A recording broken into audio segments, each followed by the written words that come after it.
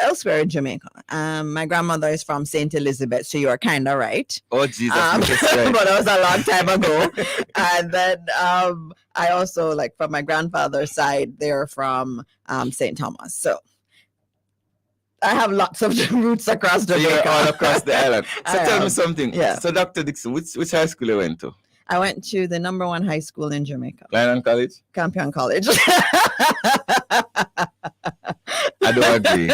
I know. I don't agree. There are many aspects. There are many ways of measuring. Yes, and success. I measure Clarendon College as the #1 high school in Jamaica. I think Clarendon College is a very good high school, as is Not Glenmuir.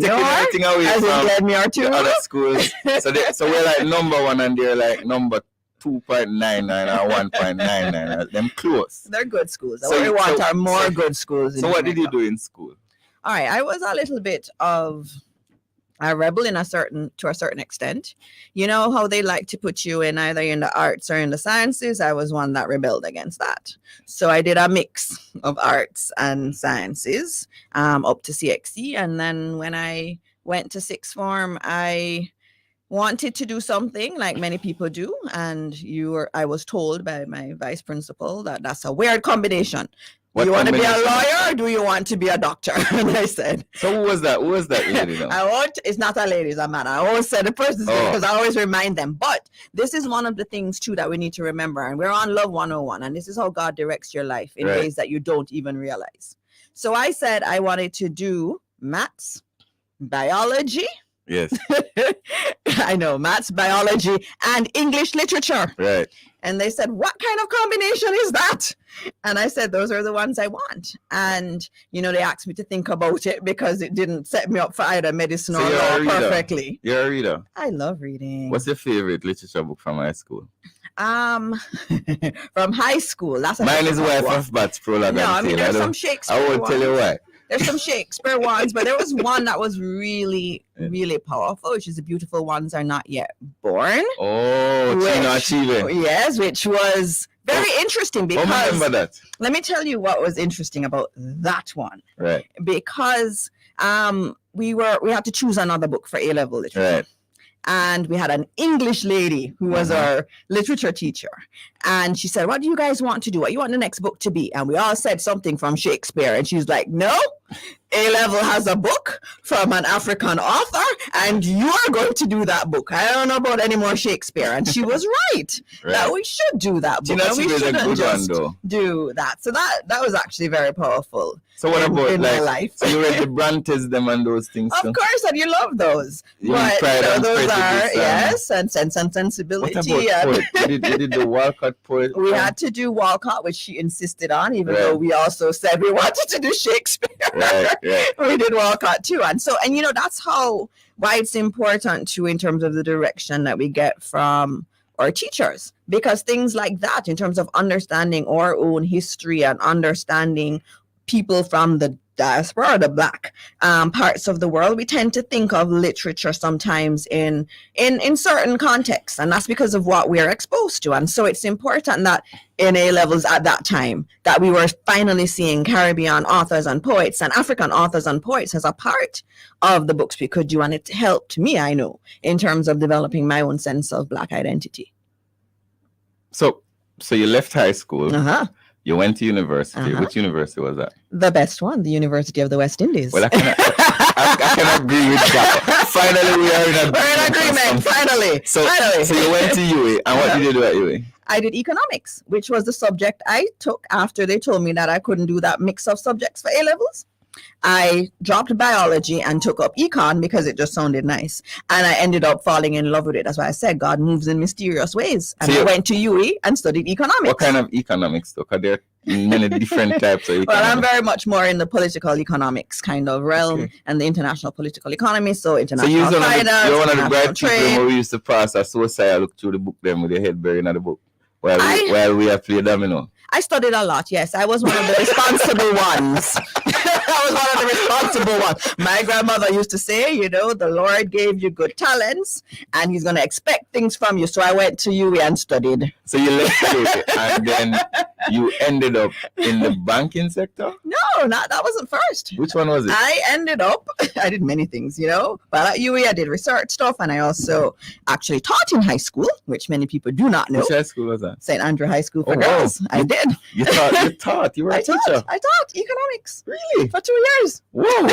So I was in high school, and then I left Jamaica, went overseas to study, and then when I came back home, I came home to be an academic at UE. And again, that's why you have to just, be open to whatever happens and wherever you're being led. Because I thought I was doing all these studies. I did a bachelor's degree, a master's degree, a PhD, thinking I'm going to be a lecturer. And then I came home to Jamaica, and I was teaching at UE, and I loved the teaching element. Yeah, that's what I wanted to do. So you end up in politics? Anyway, we'll talk about that later. Yeah, later. So you were teaching at St. Andrew High School for girls. Mm-hmm. And then after that, what happened? And then after that, I went to do my PhD. Right. And then when I came back and got a job at UE. It's interesting. It's in international studies broadly, but my areas of concentration were international trade, international political economy, and China studies. Right. So those were my areas. That's so I can teach across all those areas, and I've done research across all those areas. And so that was, my life, and I thought that was going to be my life forever. This resume along from the studio to 3 Mile. That's a lot of stuff. So tell me now, how did you end up in banking? Because I hear you were in banking one time. I was. What did you do at the bank? I did many things, and this is after leaving government. So I went from academia to the public sector, because I did work at OPM as a director of development, planning, policy, and strategy. That was a long time ago. Mm-hmm. Right. And then I left that and went into the JN Group. And my role there was to restructure the group. So I moved into M&A activities. I was restructuring the group of companies, and I worked on creating JN Bank. And I also worked on creating a bank in the UK, which was a digital bank, fully digital bank, no, brick and mortar element to it. So but this is strange. How does somebody leave from being a top level banking executive to turning into a politician? I asked it that way on purpose. I know why you asked it that way, but I've always been a public servant at heart. I left UE to go into the public service, and I worked in the OPM, and I worked at JAMPRO, and that was where I felt like I was doing really, really, really meaningful work. And when I left, I didn't go to one of the big banks. I went to a very family-oriented entity that was built in the church. Right. It was actually born out of the belly of the church, and which had not a profit motive, but a development of the country. Yeah, no motive. And so that felt, closer to my kind of ethics than, maybe going in some of the bigger ones that didn't necessarily have that kind of ethics. No, but when I was in banking, can I pause you for a second? I chose. Let me tell you why I paused you. Because you said something a while ago that piqued my interest.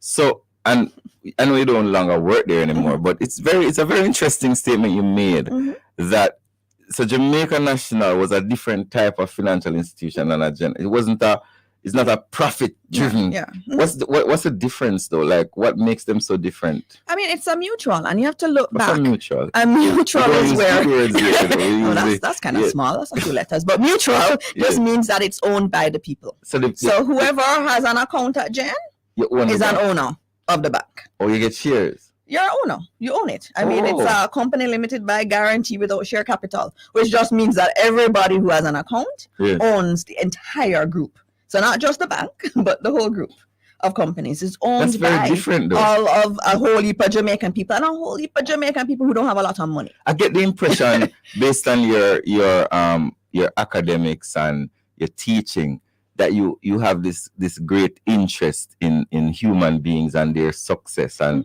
all of that. Is that correct? Where you get that from, your mother or your father?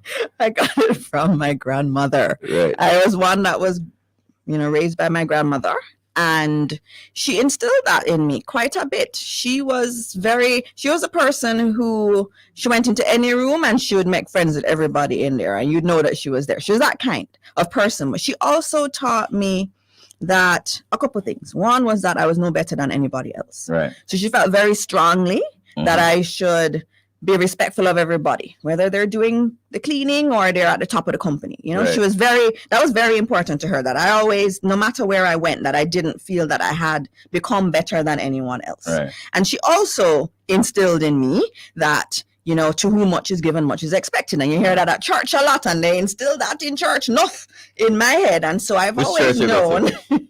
I grew up at Peter and Paul, and that's another thing that we can talk about, which Right. is scholarship. Right. Because I wasn't wealthy. I didn't come from a rich family that could send me to You prep sure? school.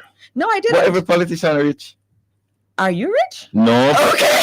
But there's a perception out Of there. course not. Well, I come from the depths of it. I used to ride donkey, go market and conduct from I bus didn't and all have of them that things there. experience. But there is this, and the reason why this program I think is important, Dr. Dixon, is that there are a lot of people who have a perception about people like me and you, Mhm. when they don't know that our brother is probably still a security guard, our auntie is still a helper, and we're very close to the lower socioeconomic strata. Yeah. And I think that's why I asked these questions at the beginning, because I want people to know before we go into the LIFT program, which you're going to talk to us about, Mhm. and other things that you're doing in terms of digital transformation. I want people to understand, who is this person who is talking to us? What context does this person come from? Mhm. So that is a very important point. So you're saying that the church helped you to go to school? Of course. My family at the time, my mother had me, she was young, and my grandmother came into the picture and took me on, right? And I went to church a lot. And my pastor, I used to talk a lot. I always did. I've always been a talker. And my pastor just took a liking to me, and he just said, you know what? We're going to give you a scholarship. And what's interesting, I was the second person to get that scholarship at church. And many years later, I met the person who was first. And she was a lecturer at UA too. Right. And we met and we were talking, and I was telling her about my story. Mhm. And then I realized she had gone to my church many years before. And then she told me she was the first one to get the scholarship. And I was like, I was the second one. And so, you know, we and she also has that same kind of ethos that I have, which is very important, to give back, and this love of learning and teaching and so on. And so, you know, I got that scholarship, and that changed the trajectory of my life. And that's why I'm very passionate about education, because it is the way out. And I can tell you one story about, and it's a sad story for me sometimes, but it also leads me to want to do this work. I grew up with another young lady who was at church with me too, and her grandmother was friends with my grandmother, and so I knew her for many years. We'd lost touch. I didn't live in the area by church, but we still traveled along from Halfway Tree all the way up there to church. And I didn't see her for many years.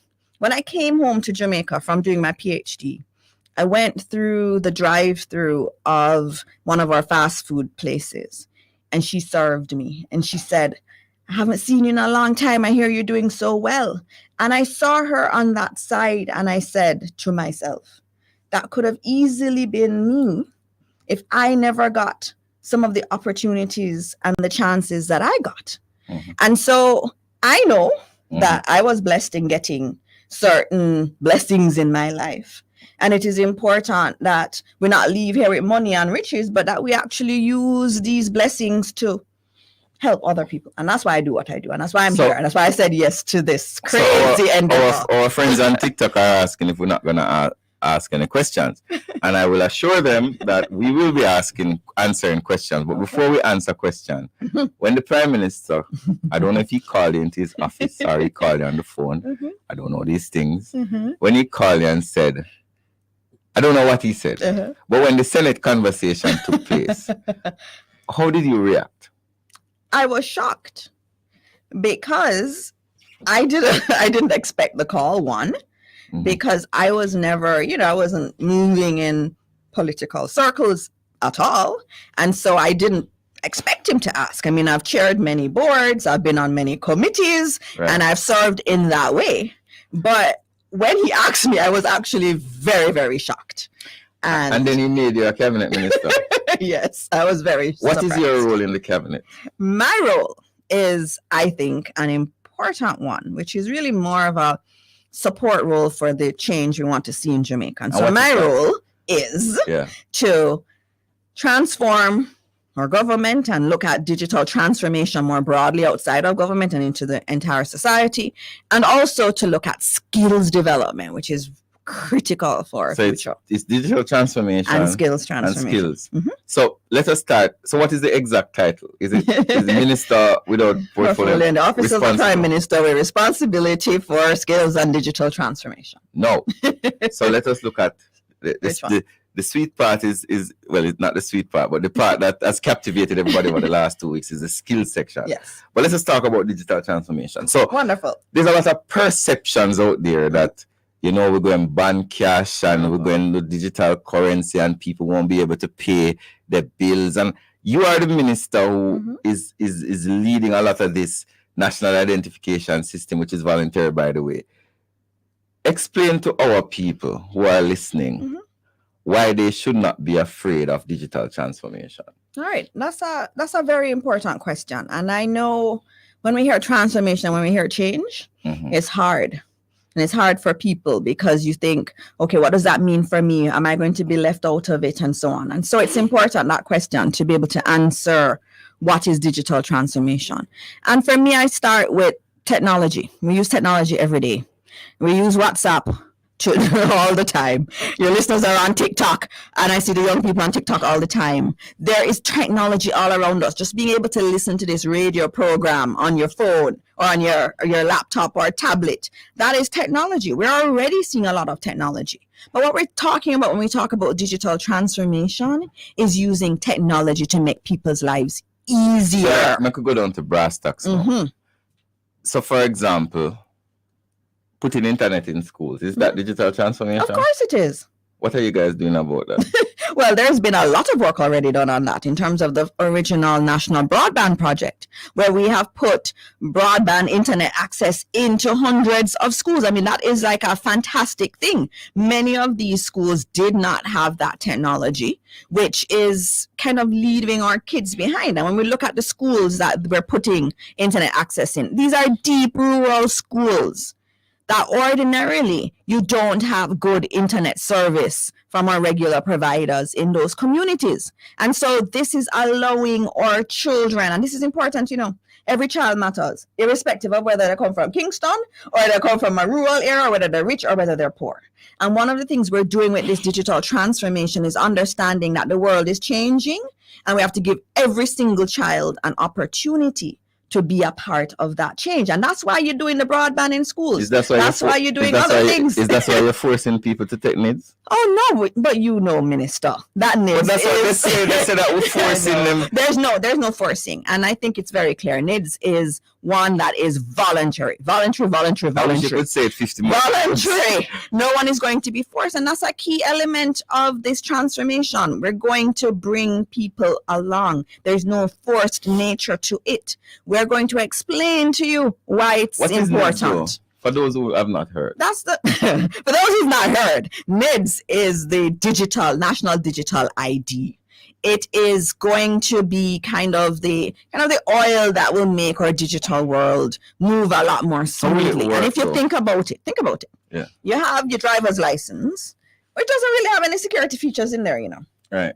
You have your voter's ID, very limited in terms of its security features too. With a NIDS card, the person who has the NIDS card, it's their card because it has some of your biometric information there. It has your picture and your fingerprint and so on. And so this is you.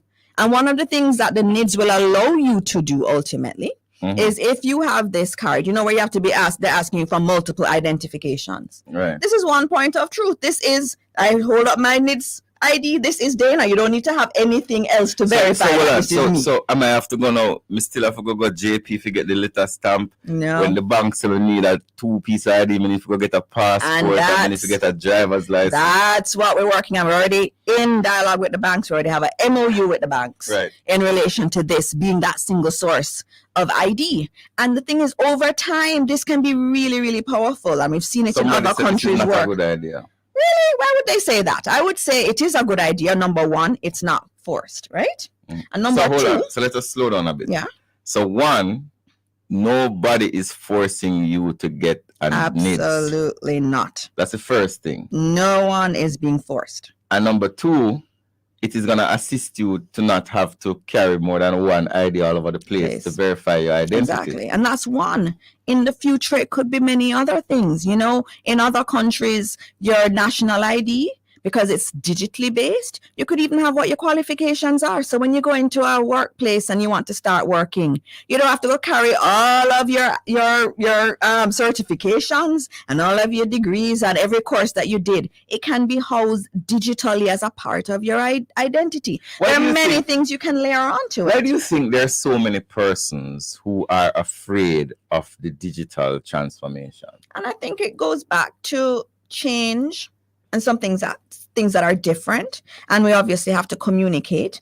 And I think sometimes when there's a vacuum in communication, people will make up stories, and we know there are people online who will be negative about a lot of things in relation to change. And that's always been the case, and that will always be the case. And that's why it's important for us to do engagements like this, where we demystify it. It's not anything big. It's just a piece of technology that allows your ID to be you know what I always say to used people? Very simply. The mere fact that you sign up to TikTok means that you have given up more information a lot more than what is going to be on the NIDS card. The mere fact that you have a Facebook account and you see, one of the things is a lot of persons I find on social media are willing to give up their information to Mark Zuckerberg and to and to TikTok, but they won't give it up to their own country. Mm-hmm. And what NIDS is asking for is almost 90% less. Mm-hmm. Facebook has all your friends, so they can triangulate everything about you. Facebook is recording your location. Mm-hmm. TikTok is recording your location. TikTok has your biometrics and all of those things. Mm-hmm. And the same persons who are on TikTok saying no NIDS have already given up a lot of their information too. Yeah. But so you have digital transformation, mm-hmm. you have NIDS. Mm-hmm. What else do you have in the digital section of the digital ministry? Space, we're looking at cybersecurity, which is a very important thing, where we're looking at the protection of people's data online. And we know this is happening. Can I pause you a second? Sure. A very important question. I'll be taking questions as we go along. All right. We have Jam Racy.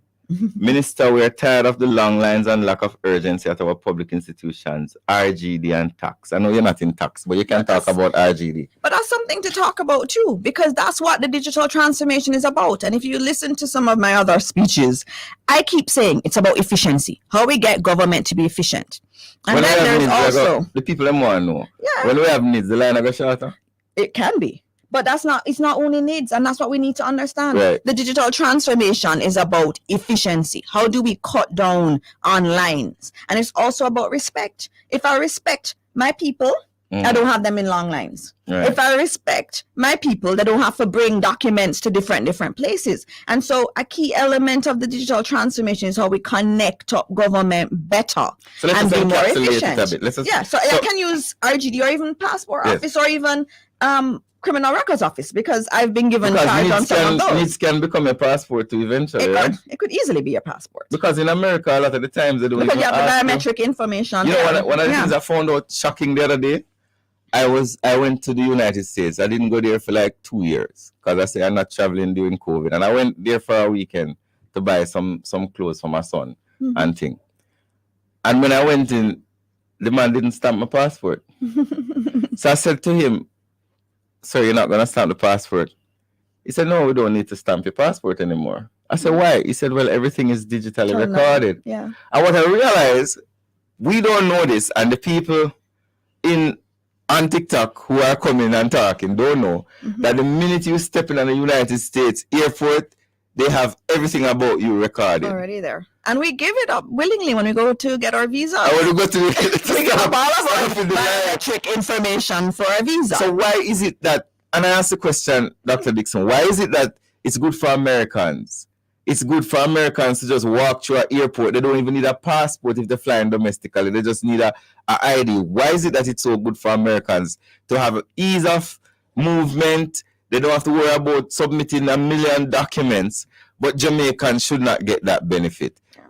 American schools have internet. Why shouldn't Jamaican schools have internet? Americans have they're coming up with a one ID system now in America. Why shouldn't Jamaicans have that? And I think that's one of the things that I think your ministry, why it's so important, not just to put in the necessary changes, but you educate people as to why it's important. Exactly. And that's the thing.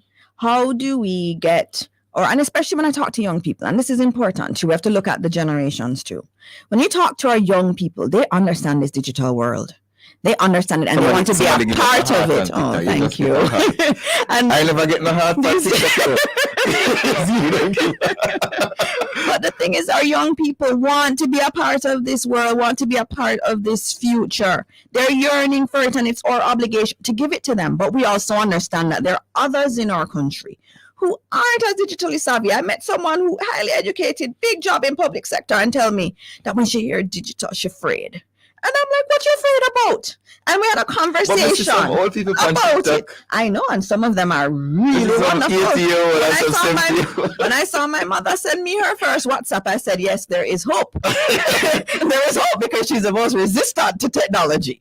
But what we have to do is to make it meaningful. You know why they're on TikTok? Right. You know why they're on WhatsApp? Right. Because it's valuable. To them. It provides them with something. And that's why as we do what we're doing, we have to show how this digital transformation makes people's lives easier. And that's what it's about, using technology to make our lives easier. Nothing more. Nothing more than that.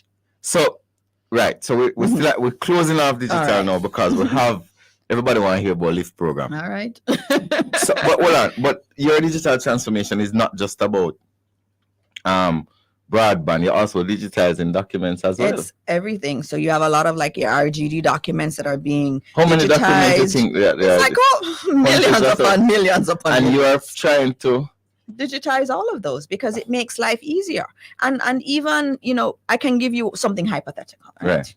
One thing we're trying to solve is, or pensioners having to find a JP every few months to verify that they're still alive. You mean the life certificate? Yes. Yeah, the infamous life certificate. Yes. You could easily solve that digitally. There are many things you could do. And if we were connected up a little better, then it could work. For example, RGD has records of deaths.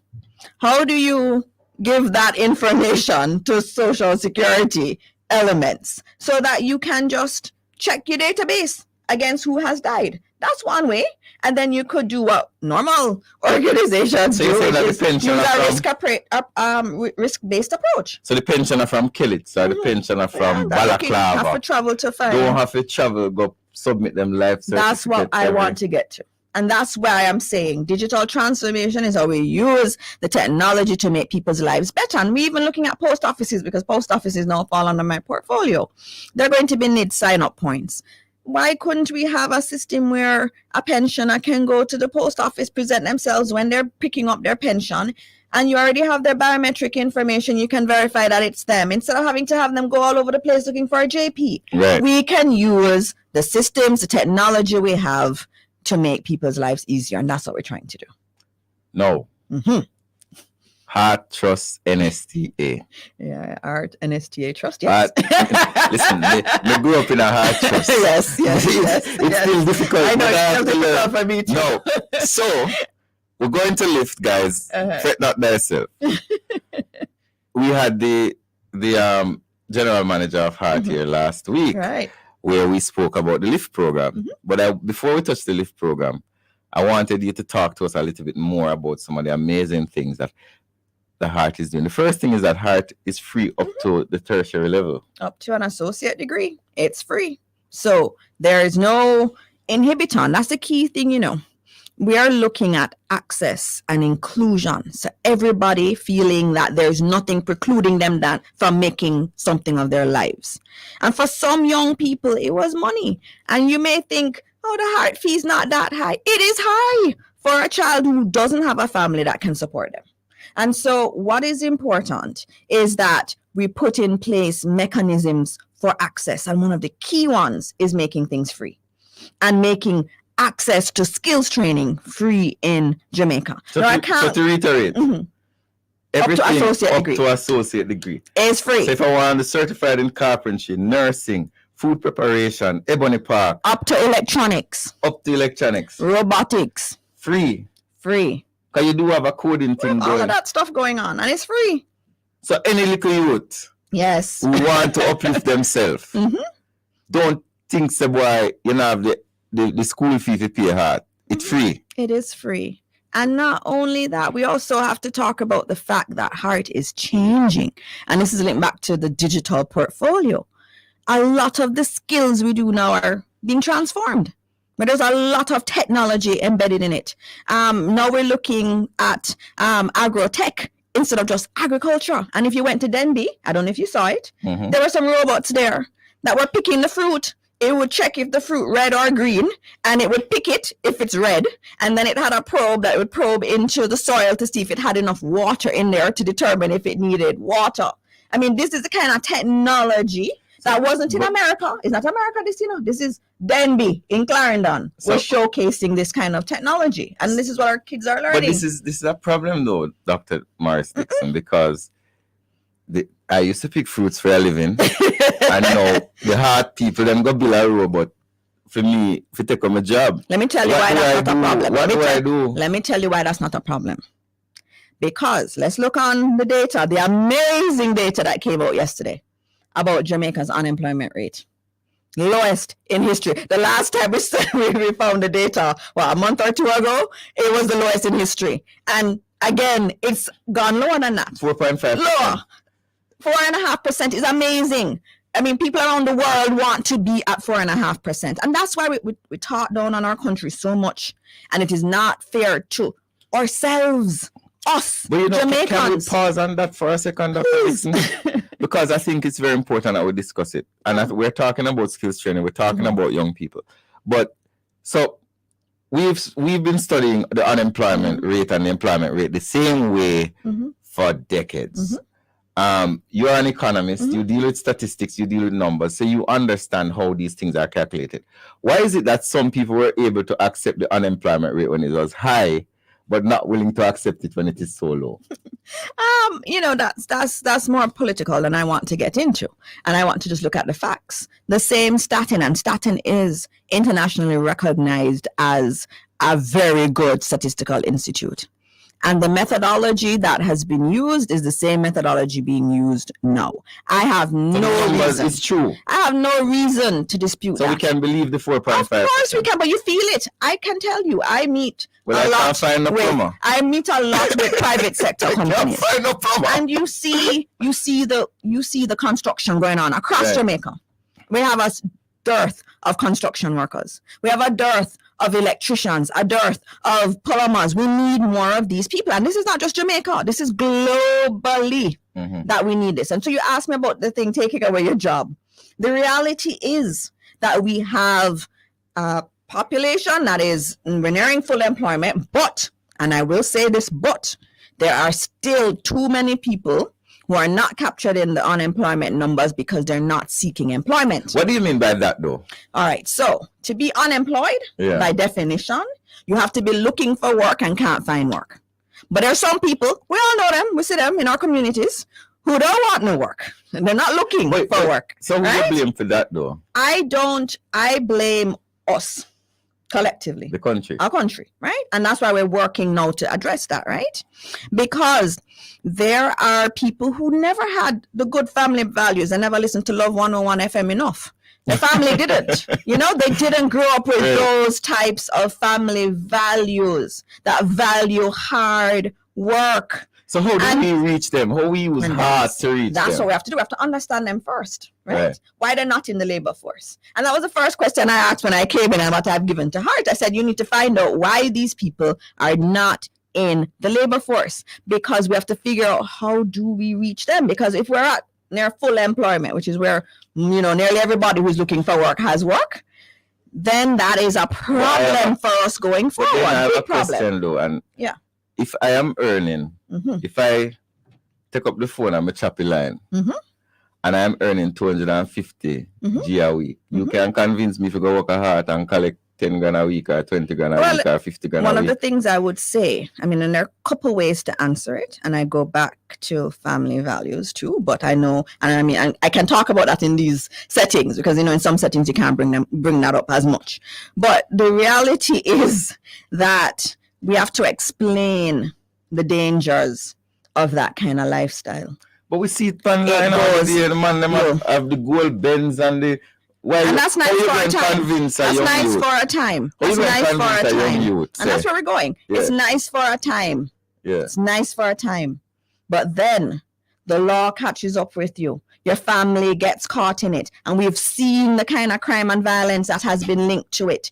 It is not a good thing. And one of the key things we have to look at, and I think from both of us, I mean, we could easily be in careers abroad or anywhere that is paying us tons more money than what we're doing now, right? Mm-hmm. So it's not always about the money, you know, it come back to values. What values you learn? My grandmother never told me that my goal in life was to be rich. She used to be so proud. None of my kids went to jail. That's what my grandmother would say. None of my 6 children went to jail. And then she would say, and they're good people and they go to church and they know God. That was what she saw as success. And I know we've now, in a younger age, you know, you want some of the trappings, but that's a part of the problem too, in terms of the kind of messages we send about what success looks like. And then in addition to that, I do think that we have to make things more sexy for our young people, because it's not just, I mean, there was someone on TikTok talking about, and on Twitter talking about welding. Mm-hmm. And we do welding at heart, right? And how a good welder can make up to $1 million a month. $1 million a month? Yeah, we need to go do some welding. Of course. We need to apply to heart, man. And it's not just that. I mean, there's new areas like optoelectronics, which we teach, which is looking at all of those neon signs you see in Las Vegas, or even the nice show that you saw at Grand Gala with the drones. All of that is optoelectronics, which we teach at heart. We call it. So they're opto, O-P-T-O, electronics. Opto meaning lights. Oh, optical electronics. Okay. You see the big word really that. No, but I'm just saying that there's some new areas and we're teaching them at heart. And so one of the key things we have to do is figure out, and as I said, I am a former academic, we have to understand why these people aren't coming in. So are we blaming them? Are we blaming them? Of course not. Or this person said that we're blaming poor people for their condition? No, I would never do that. I am not one of those persons that would ever do that. Yeah. And the thing is, what I'm saying is that there may seem to be no way out. But what we're saying is that the administration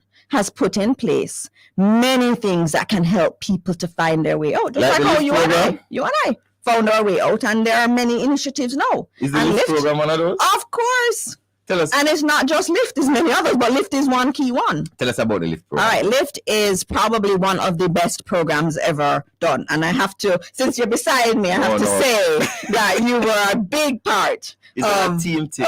I know it's a team thing, but you also have to acknowledge the team members. Let me tell you what I appreciate before you go into it. Yeah. I appreciate the ability of this government to listen to big ideas and work on them. Mm-hmm. Prime Minister is a big idea person, Very much so. Prime Minister will look at various things and he'll pick sense out of nonsense and merge it together. And he has a process which is very fascinating to watch him do it, where he look at things and he will listen to everybody, you know, because he's a listener. So he's gonna listen to what you say and he's gonna put it together and he's gonna probably send it back and say, go and revise this, or this no make no sense, or fix that section of it and come back to me. Robert, you know, you should be doing, you know? And then he comes back, and when we all come together as a team, we create something like LIFT. And then you find a champion who can put it on her back and run with it like Usain Bolt in the form of Dana Morris Dixon. So while you're thanking us for helping to do the heavy lifting, we have to thank you as well for bringing LIFT program to the public space. But tell us, what is LIFT and what is it going to do to help young people? LIFT is about social mobility.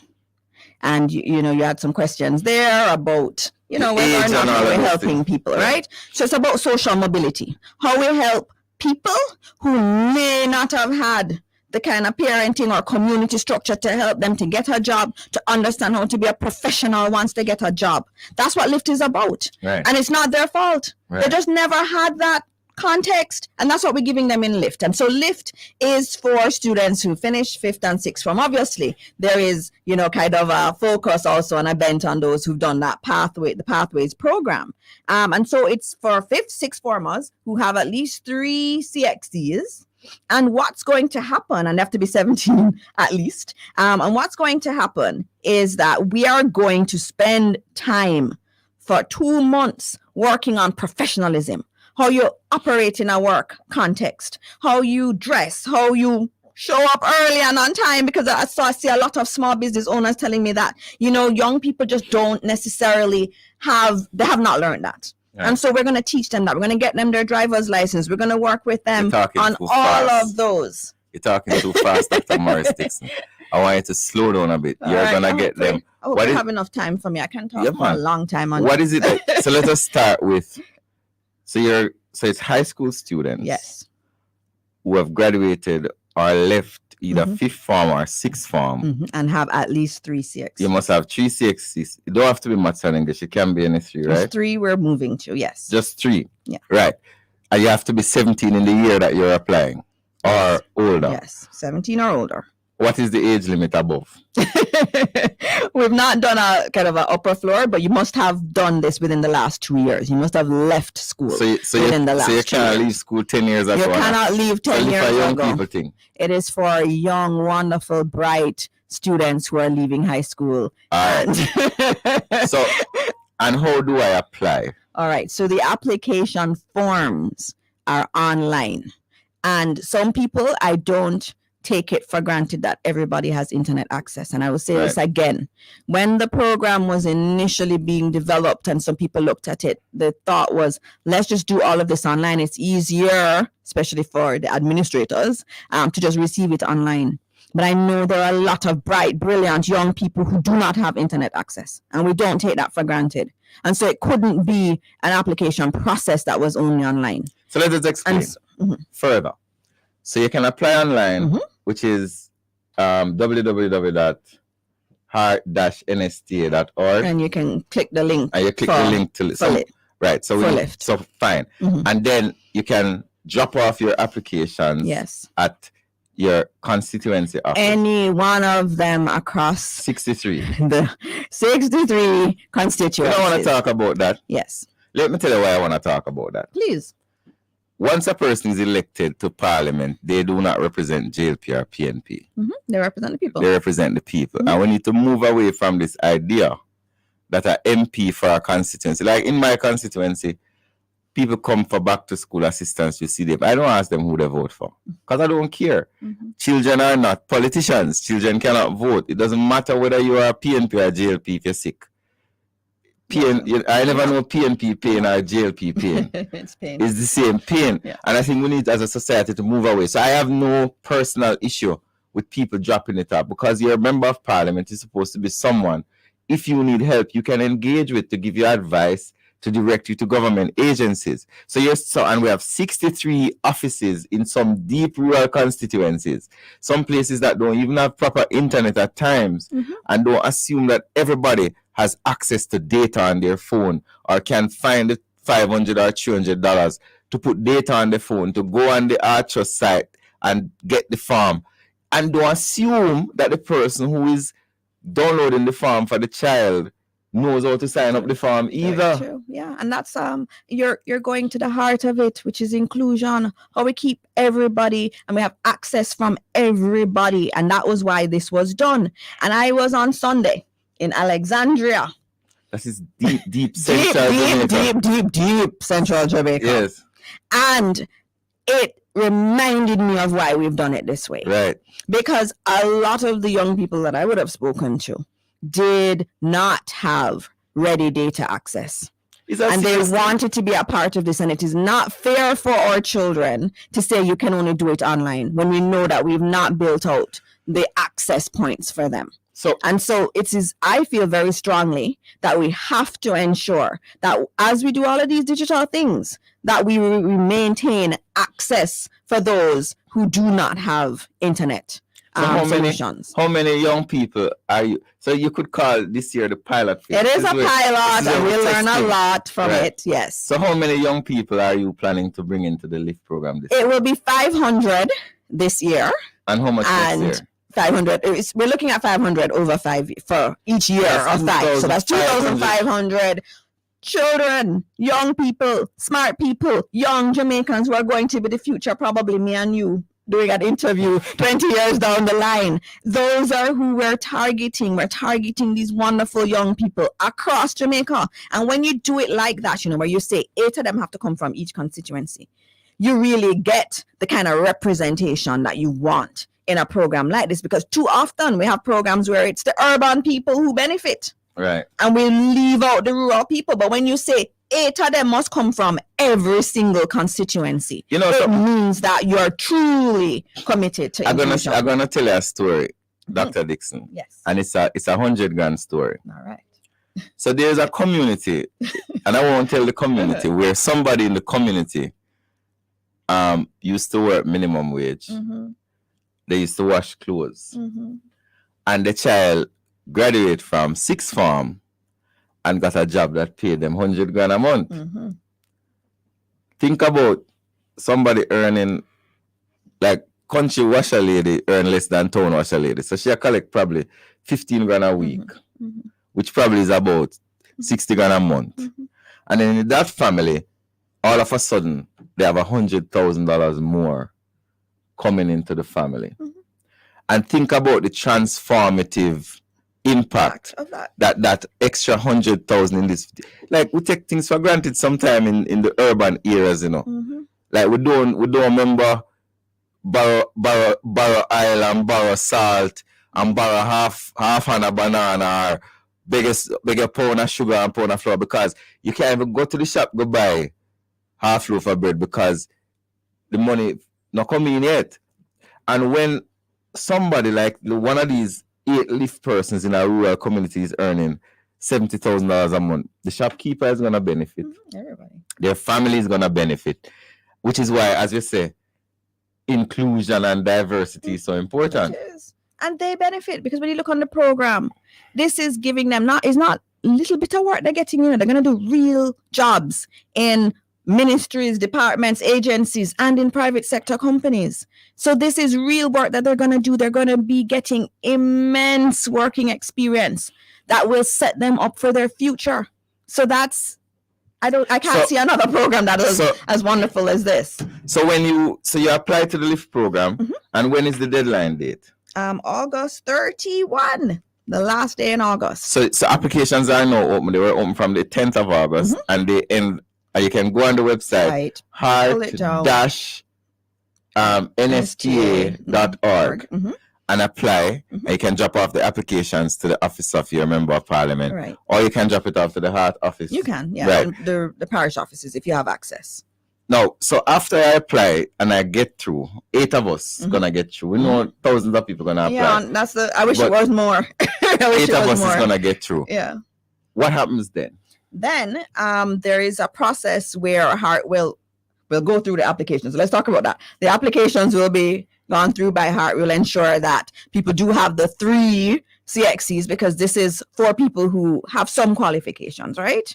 And so that process will happen. And then when there is an intake, then we will do the immersion piece and the engagement piece, which is where we are teaching all of these areas that are important. We are partnering with overseas companies too in terms of delivering some of the training. You'll be able to do your CV. You'll be able to drive. You'll be able to. So you're going to teach them how to drive so they can get a driver's mm-hmm. license.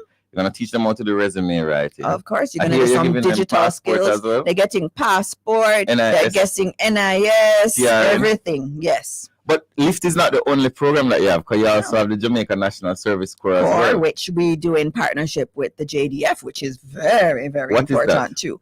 And that is really another one, which is about how we deal with unattached youth. How many young people you're engaging with that? Not sure the numbers for this year. I'll have to ask for that, but we are looking at that program to actually ramp it up because it's been successful and we want to expand the numbers. Last year was 2,400. Yes, and we're looking at whether or not it could be increased again. And that is through the resources of Heart too. So basically, it's not just LIFT. So you have different pockets. You have the free training. So let's say you don't qualify for LIFT. Mm-hmm. You can or you left high school more than 2 years ago.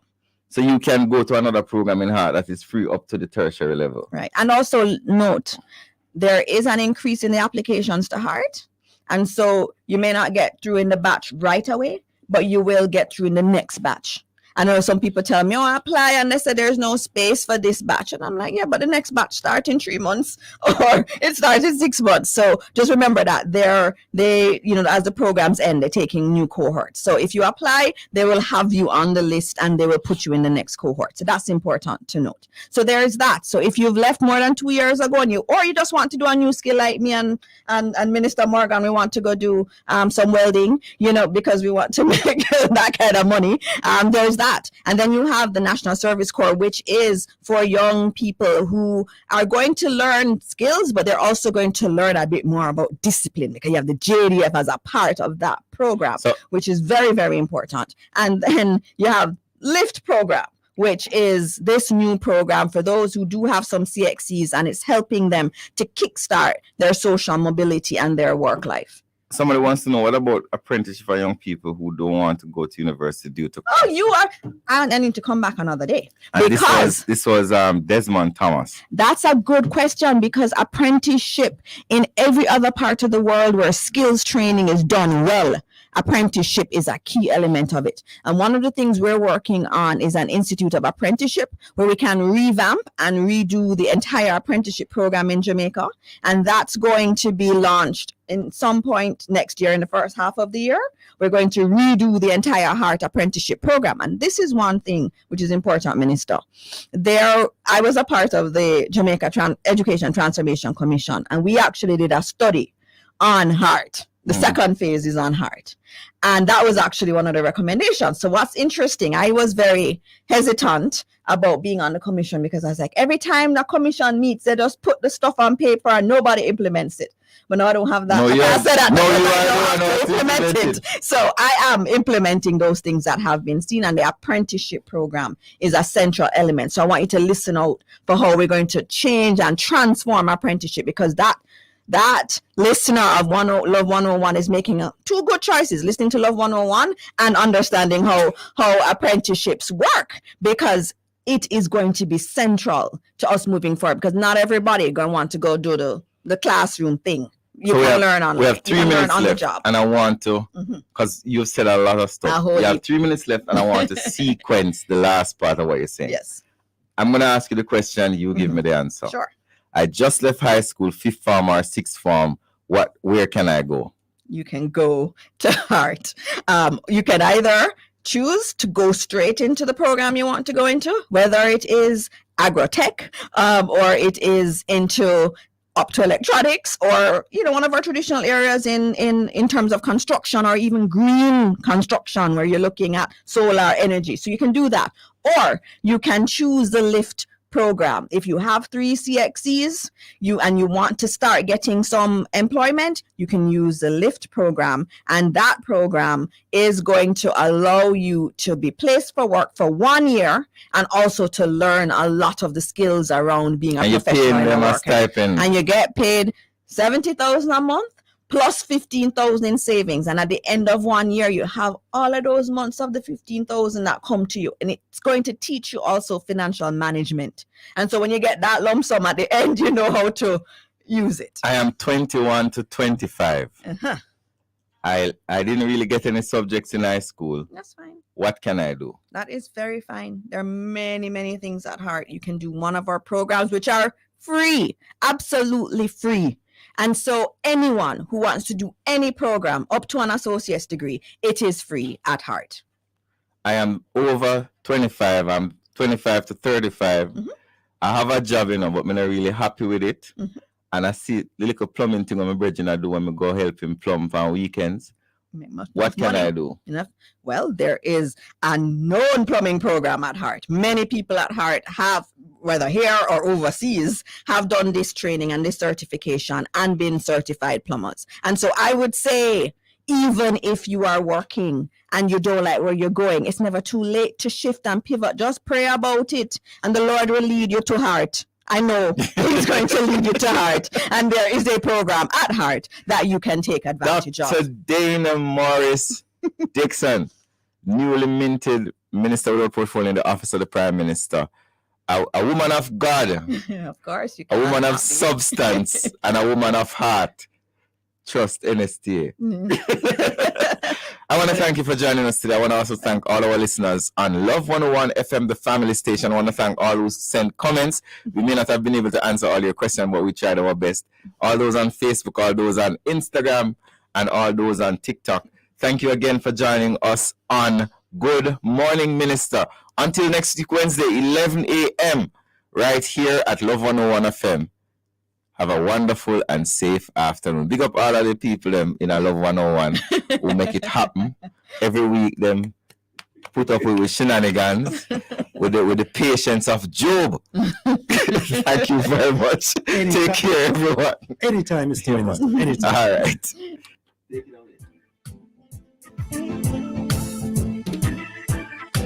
Thank you for listening to Good Morning Minister with Information Minister Robert Nestor Morgan. And we had as our special guest Dr. Dana Morris Dixon, Minister of Digital and Skills Transformation.